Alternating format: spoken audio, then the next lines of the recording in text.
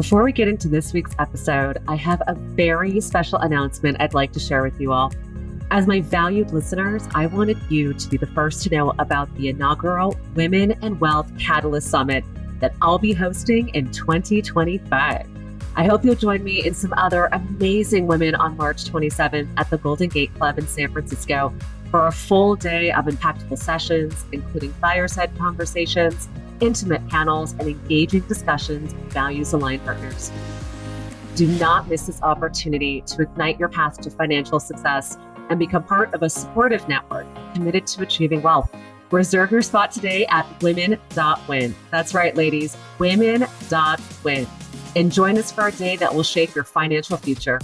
If you can't join us in San Francisco, be sure to stay tuned for New York City dates and venues soon to be announced. I can't wait to see you all there.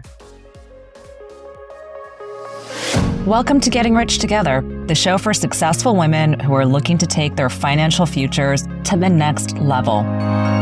I'm your host, Shama Bunton. When I started my wealth building journey, nobody knocked on my door to give me all the answers. So I want to talk to the experts who've done it and bring the answers to you so we can discover the right opportunities that will help us achieve the financial futures we've always dreamed of together and have fun doing it. So let's dive into this episode and start getting rich together.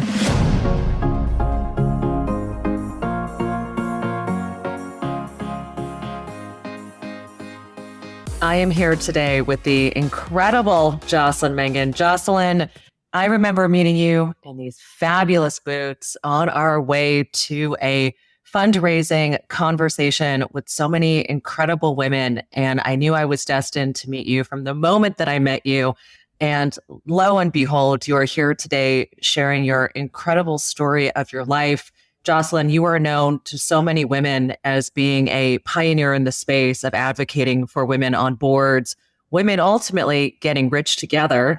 And you've had a very incredible life journey. So I'm excited to unpack more of that today. Thank you for being here today. Thank you for being on Getting Rich Together. Yeah, thanks for having me, and congrats on launching this important podcast and series of conversations. Oh, it's been such a gift. So, Jocelyn, let's start from the very beginning. You know, you've got just an incredible resume, but before you were so prolific, you were obviously at one point in time 6, 7, 8 years old. You were once a young little girl. What was a young Jocelyn like? What was life around you? And more importantly, what were some of the money stories around you? Yeah, so I was born in New Orleans, Louisiana. I was raised mostly in Texas with 3 years in Hattiesburg, Mississippi. So that'll kind of set the stage for how I grew up.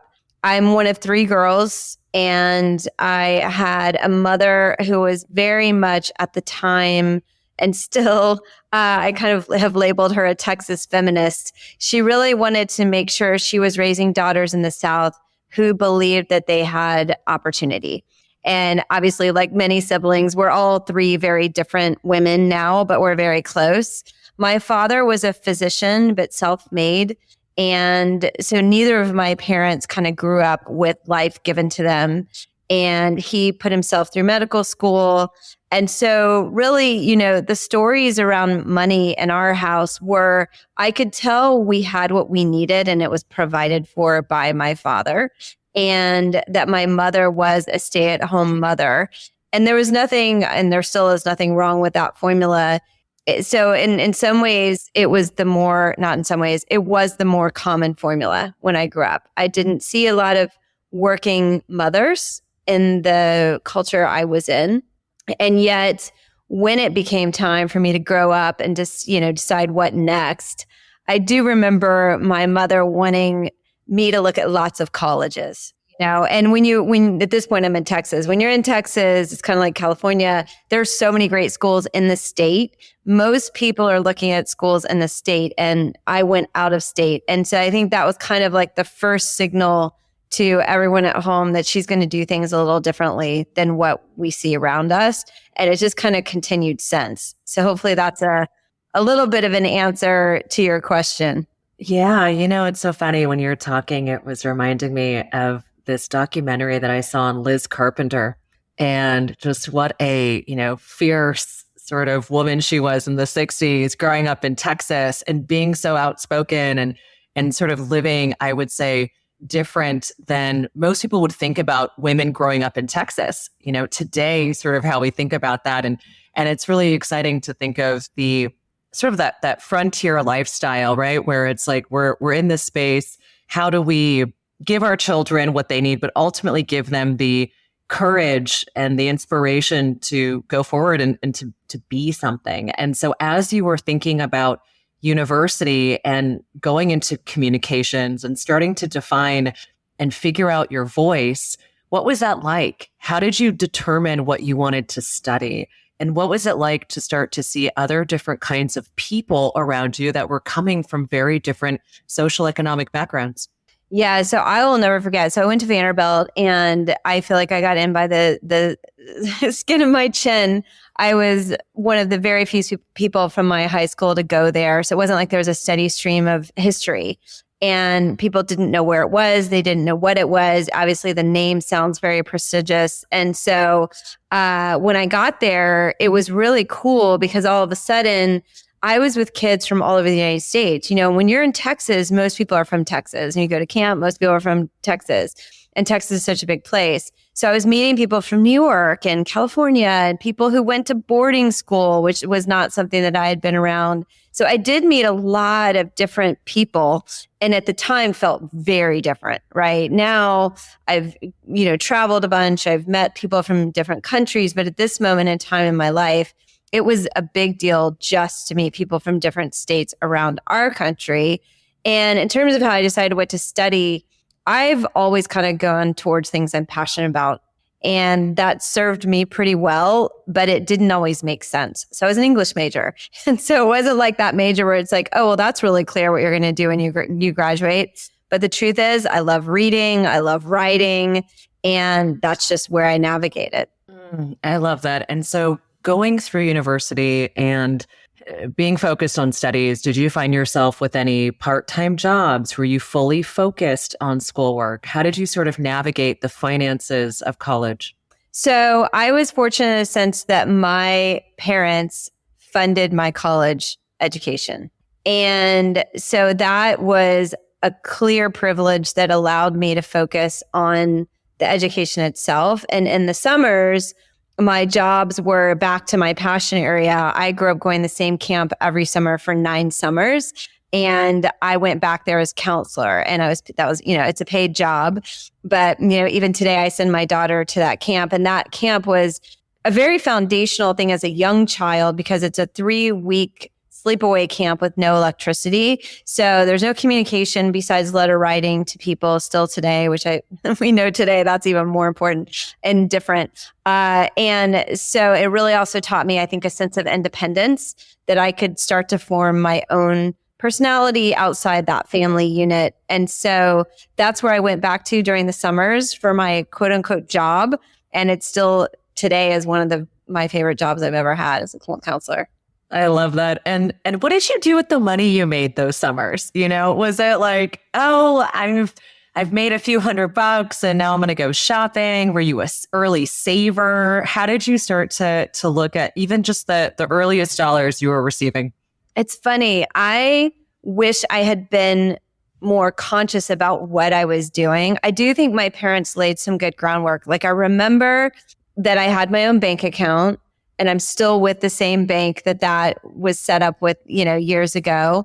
I remember my parents doing things like setting up my frequent flyer miles program as a child so that they could start to build points and miles. So I do remember saving the money in the bank account, but I can't really take credit for being strategic with money at a young age, which I think was a mistake and something we'll talk about with children now and how I'm thinking about it differently, raising children. That's how I would answer it is it was going somewhere. I was saving it, but it wasn't very strategic in that moment in time. I mean, the fact that your parents set up frequent flyer miles for you as a young person, I have to say that's That's definitely a huge win. And now when it comes to the things you could do at those points, Jocelyn, I'm like, man, you just must be like a platinum member on everything. It's like, it's like, and you get a free upgrade and you get a free upgrade. I mean, that is genius. It's like a small hack that I think pays dividends, almost like taking out a credit card for your child and sort of paying it off early. These things that parents can do that are small, but can have a big impact. So let's go to life post-university.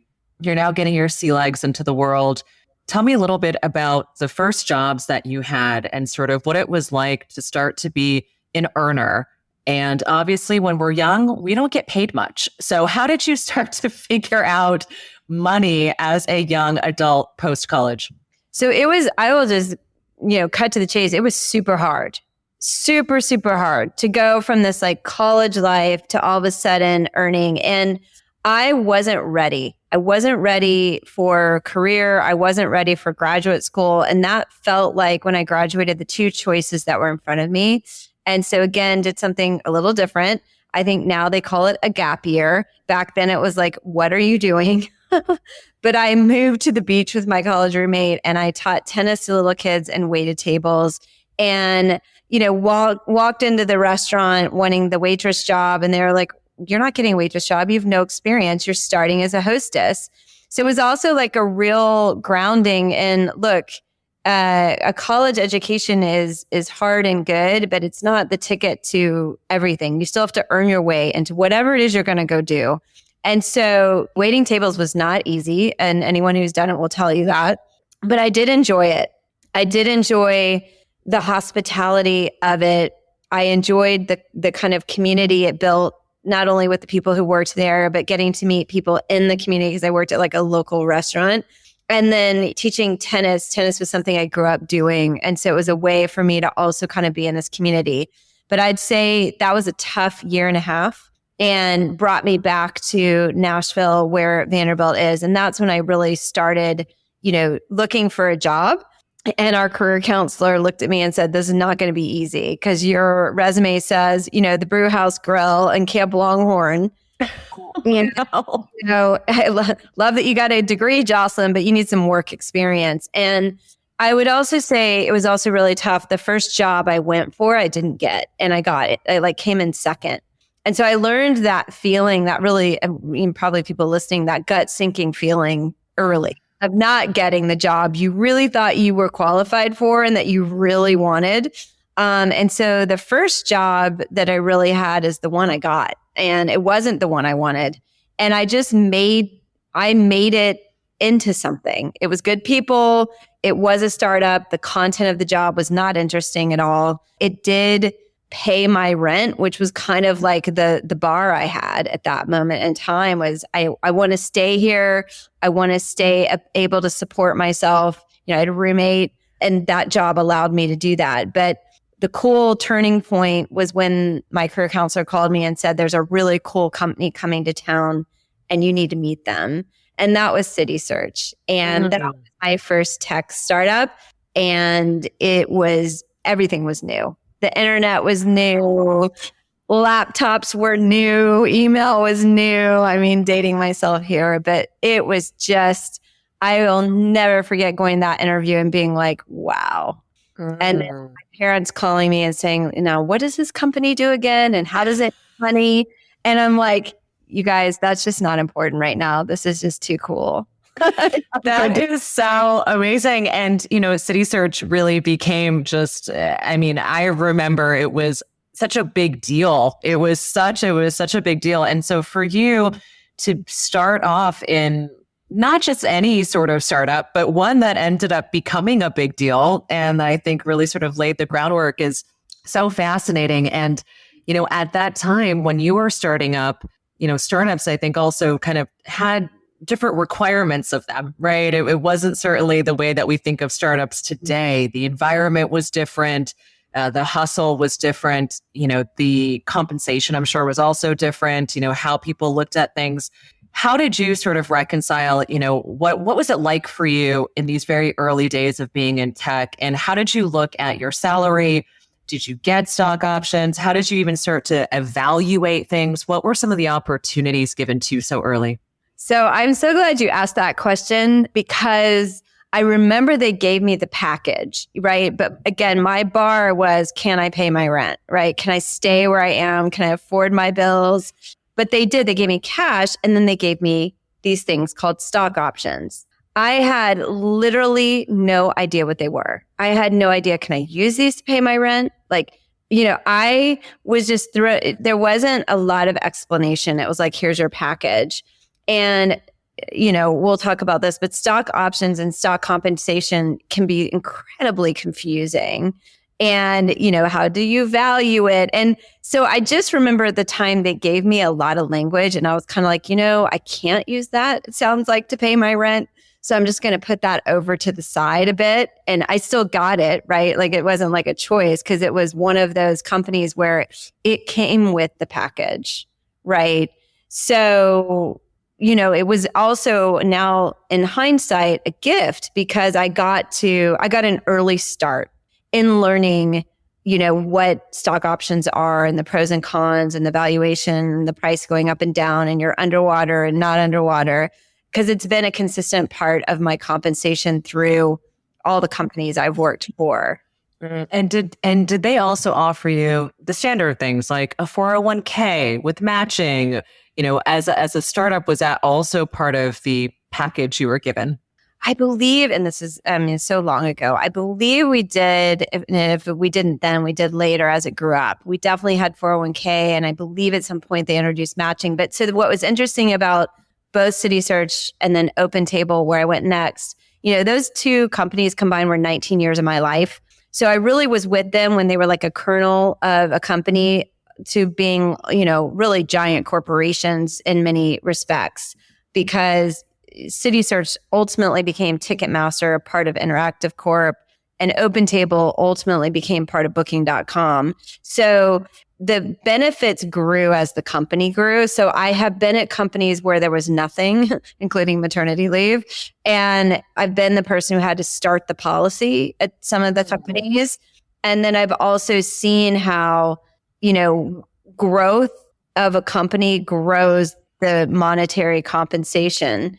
And when you watch it kind of growing up, I think it also helps you understand what you need to be asking for at your next role. That's so interesting. And so as your career was progressing at City Search and, things are really picking up, right? You're in an industry that is volatile, but exciting. Things are moving. Your salary, I'm assuming, is also increasing as your job titles are changing. At what point did you start to feel financially more secure as a young person? And how did you start to use your resources? At what point were you like, hey, I now can really save money, or now I really can start to do things? It was funny. I didn't get there for a long time because what happened with City Search and my job there is every 2 years I got a new role. And that was awesome, right? Because it was growing and they were wonderful to us. If we performed, we got opportunities. And because there was not a lot of precedent for most of the things we were doing. In fact, there's a woman named Joanna Bloor who wrote a blog post called, "Can you take a stab at that?" And talked about that was the mentality. They'd be like, you know what, Europe, can you take a stab at that, launching in Europe? And so we got a lot of these jobs without a lot of precedent because there wasn't precedent. But to answer your question, I moved from Nashville to LA. So as soon as I got more money, I got a higher cost of living. A couple of years in LA, I got the offer to move to London, higher cost of living. The company was compensating me, but I wasn't doing, probably to listeners out there, enough research. So I'd say I never really felt like I've arrived because it wasn't like I was sitting in one place just earning more. The next place required more. They gave me more, but also required more. And then I came back from London to LA, and that's when I moved over to Open Table, which was then a smaller startup. So I kind of went back to taking a bet. And then I, started to do things like buy a house and have children, and then the children grow up, and then there's education. So I just feel like the companies have changed a lot, but my life has been changing along with it. So I don't feel like I've ever been at that point where it's like, haha, I've arrived. Yeah, and I get it. And so when you started at Open Table, were you in this mindset of, okay, I understand the trajectory of where startups can go. I've now seen one ride sort of all the way through. Did you have to take any sort of salary decrease? Was this a strategic move? How did you think about shifting from one startup life to another? Yeah, it's a great question. So it was a strategic move. I remember my parents calling me again. The first time they're like, how does City Search make money? And I was like, that's not important right now. But then obviously City Search became Ticketmaster. And I called them. I'm like, oh, I'm leaving Ticketmaster to go to Open Table. And they're like, you're crazy. No one's ever going to reserve a restaurant online. Why are you leaving this great company, Ticketmaster, to go to this little thing that nobody is going to do? And, because I went to Open Table when there was no iPhone yet. And they lived in Houston. People weren't making dinner reservations online in that moment. So it was a huge risk. And it was a salary decrease, if I remember correctly. And it was really funny because my boss at the time, who's now on my board and a dear friend who hired me, was talking about the value of the stock.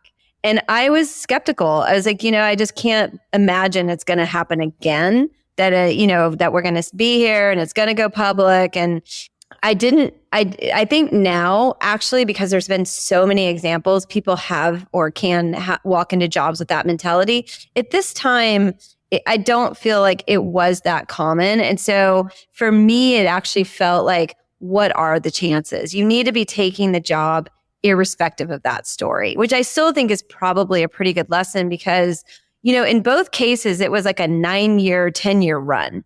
It wasn't like you joined, it went public, all of a sudden liquidity. It just wasn't like that. I mean, we had to go through SOX compliance and then we had to go public and then you have to maintain a good stock price, right? So it's much, much, much harder than I think, we tend to focus on the success stories of the people who join and they, there's an exit and it's great and now they're retired or whatever.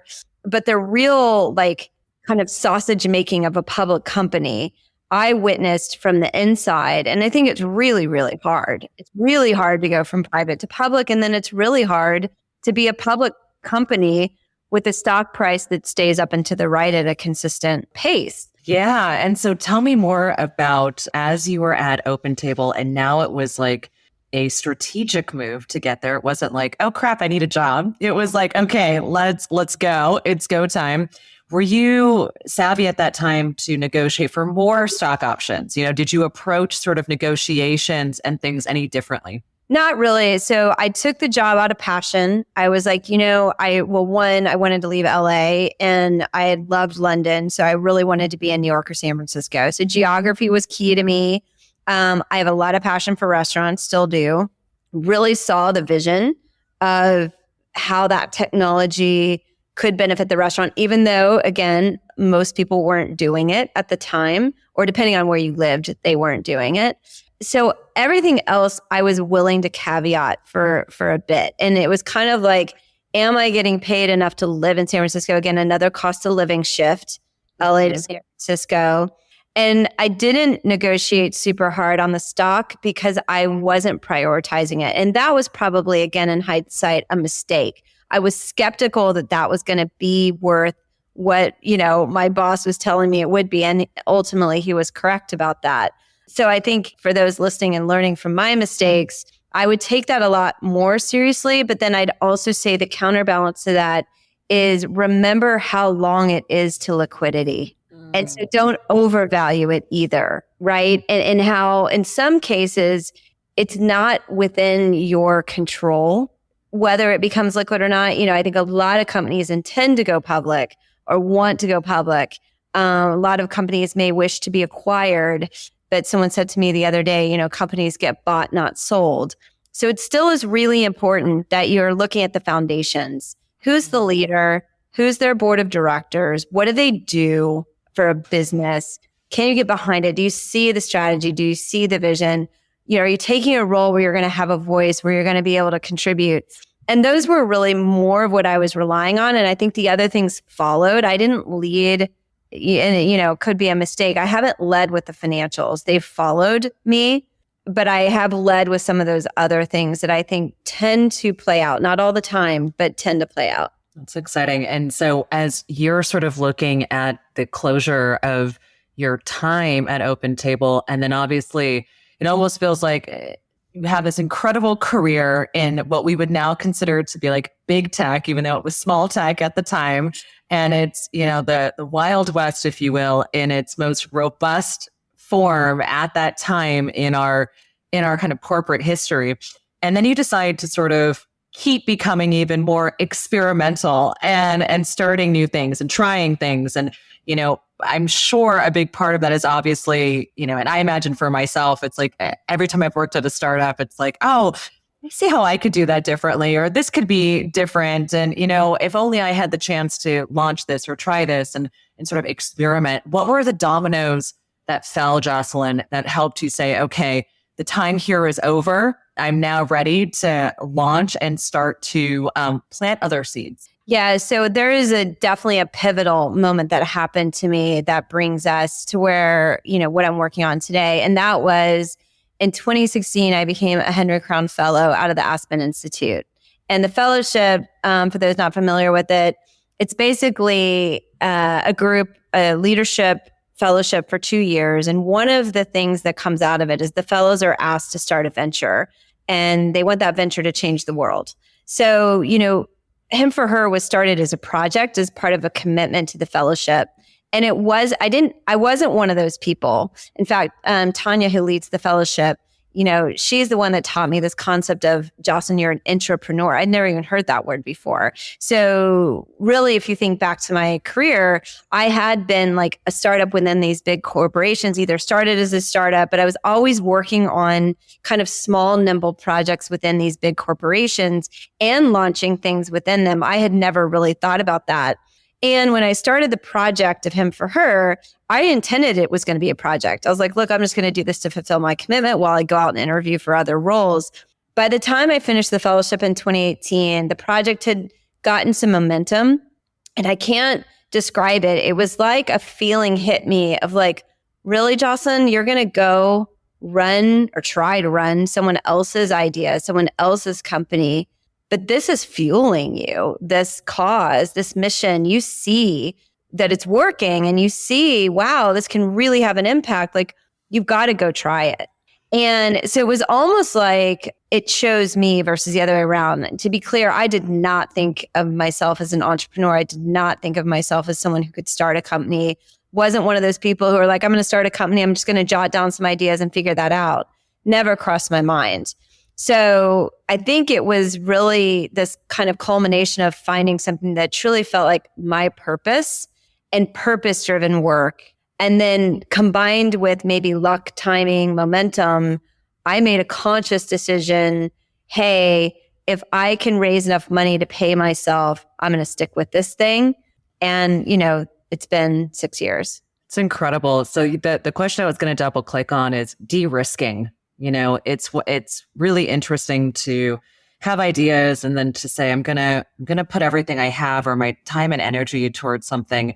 And what I love about what you just said was, I'm going to go out there and see if I can raise enough money to make this something that I can, spend my time and energy on, which to me feels like de-risking it to some degree, but also adding a lot more risk, because certainly the people you asked for capital from, I imagine, were people who you knew and people who you're asking to take a risk on you. And there's nothing quite like being beholden to people you care about, to be able to say, okay, like this is not just me. And if I make it, it's great. And if I don't, that's fine. But I'm actually going to take your capital and put it to work. So what was it like for you to go out there and raise capital to get this going? And how did you also talk about it internally with your family? Now you're taking this risk to start something new. So let's unpack all of that. Yeah. So I'd say a few things around that. One, I did de-risk it to a certain degree in the sense that I knew I had enough money for my own personal runway for a series, 12 months. And part of that was a package from another job. Part of that was raising the money. And then part of that was, which we'll talk about, creating my own portfolio of where money comes from. So I had joined a board at this point, and while it didn't pay cash, it paid equity, and now it pays cash. But I think, also making sure and this wasn't actually intentional, although I'm hearing this a lot more from people who want to do a portfolio solution.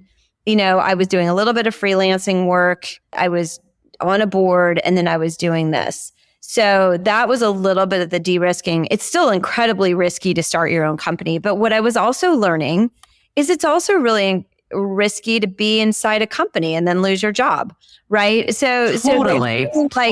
I think what I demystified during this time in my life was it's not necessarily safer to go take the job at the quote unquote big company, because they can decide at any time that you're not a fit anymore. And so if all your eggs are in that basket, you're a little bit more in control of your own destiny when it's your company. I think they're both risky. I think they're both, potentially scary. The fundraising part never stops for me. So I run now today a for-profit and a nonprofit. And so the nonprofit, you're essentially fundraising all the time. And in this moment in time, we're fundraising for some really catalytic growth because we've proven our model works and we want to solve board diversity in a decade. And so it's critical that we fund it now so that we're not waiting 30 years for the solution we already know works. So I've gotten a little better at fundraising because essentially it's storytelling. And essentially you're talking about why the work matters. And that's so inherent now in what I see. This work matters so much. It matters that the top rooms in any sphere have cognitive diversity. So it kind of pours out of me in terms of the why. And then it's really about finding people who share that why. And then, there's all sorts of things I don't do well in fundraising, but that core principle of, are you really doing this because you believe? It's just a undeniable yes. And then over the last 6 years, and especially through my team and my co-founders, we've really learned how to tell that story better, that it's not just this boring room in an 80s movie, the boardroom. It actually has an incredible amount of influence on your daily life. And that's been a journey from here's my project to why should everyone care who's in the boardroom. And that's taken time, to be honest, to develop that story, to really understand that, to believe it, and then to be able to share it. How juicy and delicious. I feel like this pivotal moment in launching and these last 6 years, it feels like you're just so in alignment with your values and your resourcing. Resourcing is not just money, it's also time and energy, and leveraging our social capital, leveraging all the kinds of capital to be able to move things towards the future and the world we want to see. And that is really, really powerful. Now, the thing that I am very excited to talk more about is the portfolio life, right? When we think about resources and how we make money. In fact, it was really one of the reasons why I started this podcast to begin with, which was, hey, I only know like one or two ways to make money, right? How do we start to think about all the different ways in which we're diversifying our income streams, our time, our value output? How have you started to craft what that life looks like for you? And what are some of the things that you've sort of learned along the way of what this portfolio, career, life, income streams, however you want to call it, how are you balancing all of it? Yeah, so I'd say at first it felt very uncomfortable and it wasn't intentional. So at first it was like I just started doing a couple of things and I was like, I really need to pick one. Right. So one, I would just say culturally, it still felt like, and maybe today, especially for listeners, still feels like you need to find a job and you need to go get a job. Right. That's just, it feels like that's what had been taught to me, what I was seeing. And so when I started to do multiple things, everybody's like, you're too busy. You need to pick one. And then I started to be like, wow, these things are starting to feel like they're complementing one another. And I'm finding a way to fit them all in. And then obviously now, the dust is settled a bit. I am a board member, but that also really helps me understand the board ecosystem, which is kind of the problem space that I'm working in the company that I own. So they've really kind of turned into being very complementary. But what I would say that I've learned outside of my own experience is I've met so many people now in the business landscape, and women haven't been talking about money with each other the way that we should be, in my opinion, which is why I'm so proud of you for starting the podcast, why I admire leaders in the space like Sally Krawcheck and Ellevest, because, it's hard to know how to get things you don't understand or you don't see or you don't get access to. So when you really start to pull back the hood of where all this stuff lives, guess where it lives? Whisper networks, personal networks. Like, how do companies get funded? Well, it starts with a group of LPs. How do people become LPs? Through conversation. And yeah, you have to have credentials, but the access to the LP opportunity lives with another human being that if you don't know them, it's not like there's like an LP website. You can just go log on and apply. You can't apply to be a board member, right? And so it's really network driven. So I think part of it is network, but part of it is understanding sources of capital. I've also met a lot of people who didn't grow up with a career that had equity. So how would you even understand how that all works? Or, we meet a lot of first-time board members and they're getting equity in a private company and they haven't had that before. Or maybe they've come from a public company where it's just stock, right? They get a stock grant that's priced on the market. So all the, RSUs and options, there's a lot of financial education that I've gained through friends and through the work that I've done. And it's vast. I can't even pretend to know it all. So I think, part of it is the portfolio life came organically and I love it and it happens to work for me. But the other is the financial literacy piece is a lot. And so if nothing else, I would say talk to other people about finances, men and women, gender agnostic.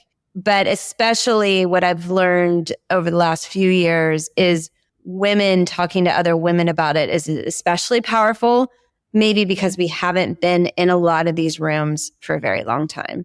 Yeah, I love that. And your exposure, obviously when it comes to investing, I'd say most people understand invest in the stock market, or invest in real estate, right? These things that are often commonly spoken about, but these other private market opportunities and starting to write your first angel check or start to take risk. When did you start to say, okay, I'm going to put some money into something and I don't know where it's going to go. I'm hoping it's going to work out. When did that start for you? And how have you sort of looked at alongside this portfolio life of the board work that you're doing and Him for Hers and Illumin, how do you sort of look at investing for yourself and for your family right now?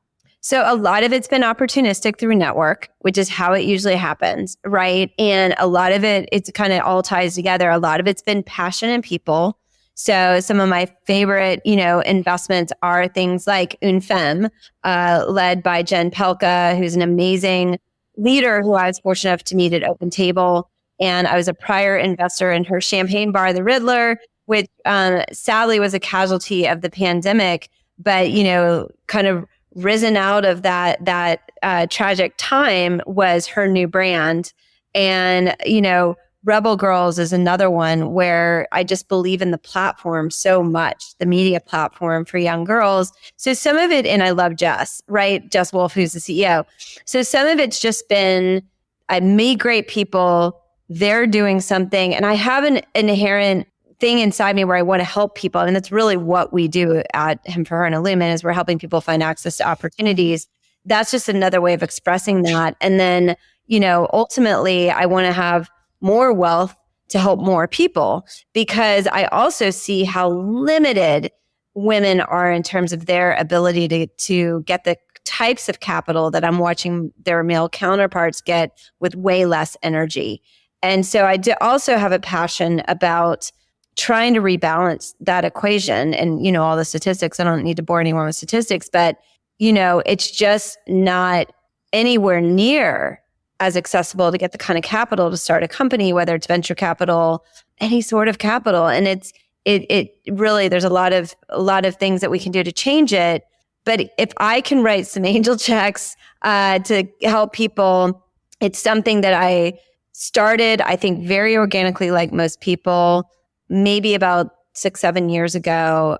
I haven't done a lot, but I've done for key people and key things I believe in really firmly. It's so incredible. And Jocelyn, obviously you are also a mother. And so your financial journey, while it's been so much about work and opportunities and creating and entrepreneurialism, also you get to demonstrate leadership and get to have these conversations at home. And certainly, regardless if we intend to or not, the money stories for our children are being developed around them as they just see us living and they see us sort of in life. So how have you sort of incorporated conversation around money? What does that look like for you at home? Yeah. Well, I'll just start by bragging on my own mother, who has had an all-female investment club, I want to say for 40 plus years, that still beats the S&P and is still active. I was just home for Mother's Day and she was asking me to print a Charles Schwab report on one of the stocks. So, you know, and that's very uncommon for where we grew up and that era of women. So she's been in this, still in this investment club. So I've grown up around conversation, and this is something she did on her own. So it was her thing. It's still her thing, right? It's not shared with anyone else in the family. And so I grew up with that as a model. I also want to give credit to my friend Allie, who is an advisor for our company. I remember there was this moment, my kids are now 12 and 13, but there was this moment a couple of years ago, and they were just irritating me. Mom, can I buy this? Mom, can I buy that? And I was kind of putting it in the category of how do I raise kids that aren't so greedy, that always want stuff? And where it flipped to was they're just not empowered.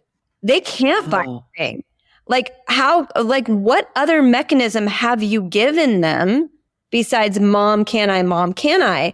So that's when I got them, because of Allie, this thing called the green light card, which now I think there's lots of flavors of this, but it's a debit card. So it's preloaded, it's based on their allowance, and it empowered them to walk into Target and understand what a price tag is, understand that when you get to the cash register, it's the price tag plus tax, understand how to do the math. Do I have enough money? And also, you know, sadly experience that moment that many of us have experienced when you plug it in, it's like you don't have enough money, right? And then they learned that over the last couple of years, and it's been a game changer, right? For all of it. And so some of it's really, really basic stuff. And also it was reframing that of like, are my kids being greedy or are they just not empowered? And so now we have more conversations around, do I have enough money? How might I earn more money to then go get this? Is this something, Mom, you buy or do I buy? And if you're getting the nail extensions, no, that's not something I buy. That's something you buy. And so I think credit to Allie, credit to the green light card. I think that's really helped just a ton, just giving them the basics earlier.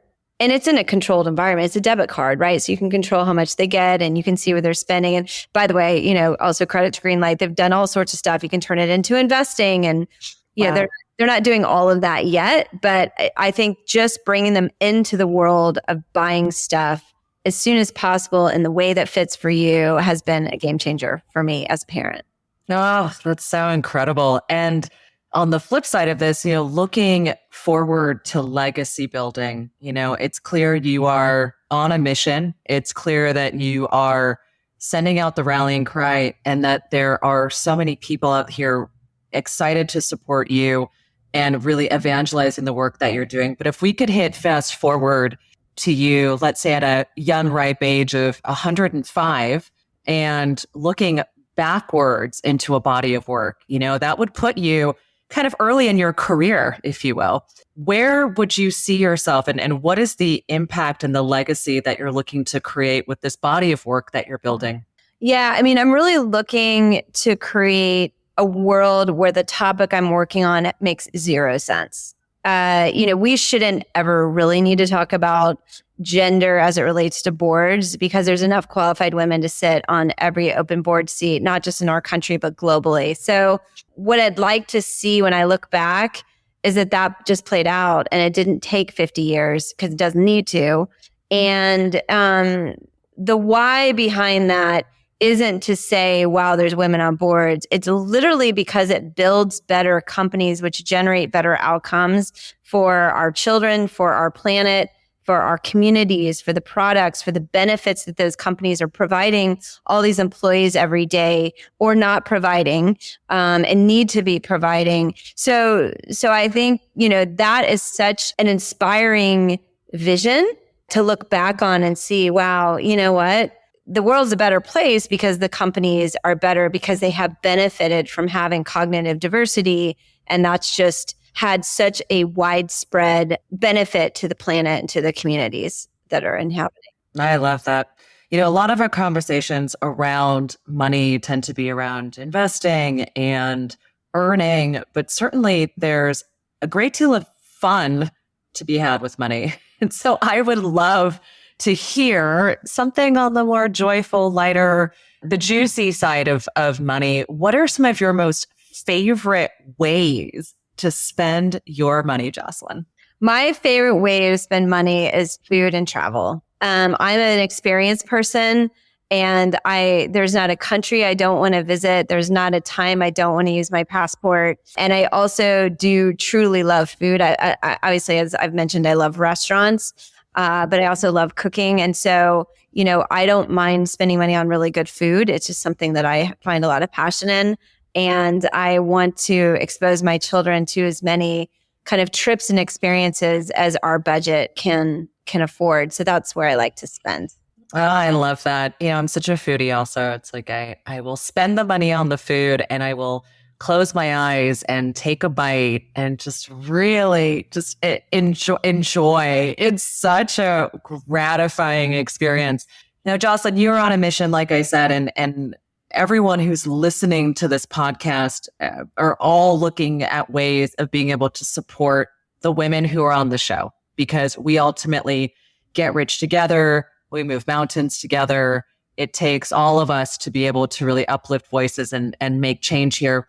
What can we, the audience, do for you? What are you calling in right now? What do you need? How can we support you? First of all, thank you for putting that as part of the show. I really appreciate it. We talk about our work needing two currencies to thrive. The first is funding. We're a philanthropy on the Him for Her side. So donations of any amount just help us make sure that we have the staff to support doing the work. And it's work. It's a simple solution, but it's hard work. And then the other currency is access to opportunities. So what a lot of people don't realize is the board openings live in Whisper Networks. So we consider that a very valuable currency if someone emails us a board opening. So those are the currencies that really help us thrive. And then the only final thing I would say is we have a corporate program targeted towards executives inside larger corporations who are really even more removed from the board ecosystem and yet very qualified to be there. So if you're one of those people living inside a large corporation who doesn't know how to get started on the board journey, that's something that I think we have a good program for. So I'd say those are the main ways that to help us. Wonderful. Thank you for your spirit of generosity today, Jocelyn. I'm as we close, I'm just so struck by your Mother's Investing Club. My wish for every woman who's listening is to get together with their friends and to start something like that and to have it be running for 60 years. I mean, it is just so powerful. I'd love to interview her.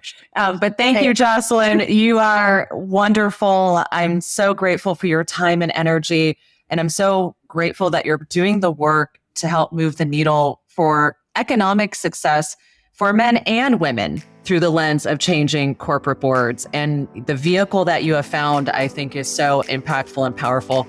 Thank you for being here. Thank you. Thank you.